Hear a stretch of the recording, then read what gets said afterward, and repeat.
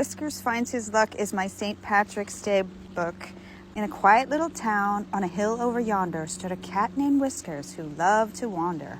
He wandered with interest, he wandered with glee, for spring had arrived, so happy was he. He skipped over rocks and fields of clover till a strange sight appeared, and he stopped to look it over. There it was, a house so small, just a mouse could fit inside. So he found a spot from which to watch, a spot from which to hide. But he waited, and not one mouse appeared. Instead, to his surprise, came a wee man with a beard. But plain and ordinary this little man was not. With boots and belt and tall top hat, he was unusual, Whiskers thought. The man looked weary and said aloud, "At last, a place to rest. I hope the owner of this house won't mind me as a guest." Whiskers quickly leaped out, and the man stopped with a jump. Then suddenly a trapdoor fell and landed with a thump. "What was that?" said Whiskers as his eyes flew open wide. "Be careful, it's a trap!" with great surprise the wee man cried. "Who are you?" said Whiskers to the man dressed all in green. "I'm a leprechaun," said he, "but do you know what you've just seen?" Whiskers shook his head confused, so the leprechaun sat and explained what he meant quite in detail to the cat, that the house was a trap. If he'd stepped through its door, he'd be stuck there like a prisoner and could come out never more. That a child would have come and taken him home, where he'd be forced to live forever like a simple garden gnome.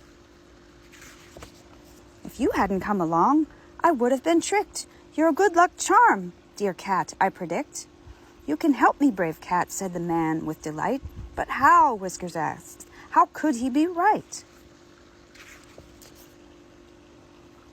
"We must scour these hills with your luck at our side, for there's treasure to be found. We'll search far and wide." So Whiskers stepped in beside the strange little man, over fields and hills of green. But what was his plan? Many hours passed by as they searched high and low, under rocks, inside logs, along the creek bed below. When suddenly a blaze of colors shot across the sky, a rainbow shining brightly. Whiskers gazed up with a sigh. He'd never seen such beauty, nor had ventured such a quest. What a lucky day indeed it was! He brimmed with happiness. "We've found it," said the leprechaun, "a proper pot of gold. Good luck indeed you are to me, brave cat, so dear, so bold."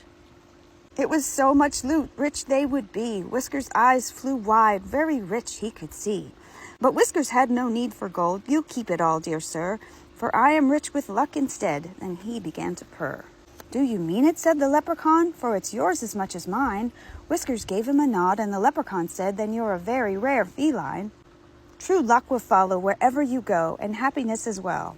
I thank you kindly, dear sweet cat, and I bid to you farewell." So Whiskers meowed and turned to leave, a smile upon his face. He'd seen new things and made a friend, which nothing could replace.